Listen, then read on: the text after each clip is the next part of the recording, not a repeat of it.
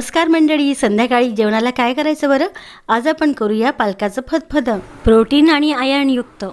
अर्धा पाव पालक घेतला, स्वच्छ धुवून घेतला। पालकाची पानं, एक मिरची आणि 4-5 आमसुलं घेतली आणि थोडेसे अर्धी वाटी शेंगदाणे घेतले। हे सर्व मिक्सरला थोडेसे पाणी घालून 2 शिट्या करून घेतल्या। आमसूलऐवजी चिंच किंवा कैरीची फोड सुद्धा वापरू शकता। आपल्याला जेवढी क्वांटिटी हवी असेल तेवढं 1 किंवा 2 चमचे बेसन पीठ घ्यायचं आणि त्यामध्ये पाणी घालून पातळसर बनवून घ्यायचं। कुकरची वाफ गेल्यानंतर शिजलेल्या पालकाला मॅश करून घेऊया। शिजलेले दाणे सुद्धा अर्धवट आपण ठेचून घेतलेले आहेत। मिरची बारीक कापून घेतली आणि लसूण सुद्धा ठेचून घेतला। आता करूया फोडणीची तयारी।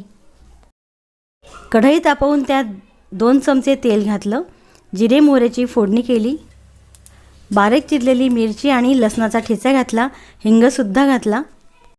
पालकाचं फतफद आपण बनवतो आहे त्याप्रमाणेच अळूच्या पानांचं फतफद सुद्धा बनवतात।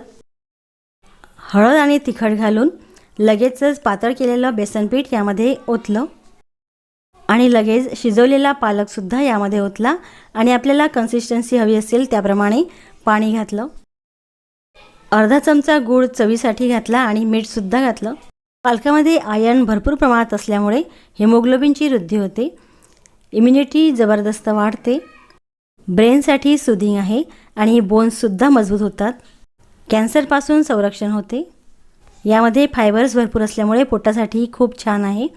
पालकाचं फतफद चांगलंच फतफदलं आहे आणि ते पूर्णपणे खाण्यासाठी आता तयार आहे। हे बेसन शिजताना फतफद आवाज येत असल्यामुळे याला फतफद असं म्हणण्याची पद्धत पडली असावी। या रेसिपीला थोडक्यात आपण पालकाचं बेसन सुद्धा म्हणू शकतो। संध्याकाळच्या जेवणामध्ये भाकरीसोबत खाऊ शकता किंवा पोळीसोबत किंवा भातासोबत सुद्धा हे खूप छान लागतं। करून पहा आणि चॅनलला सबस्क्राईब करा। बाय।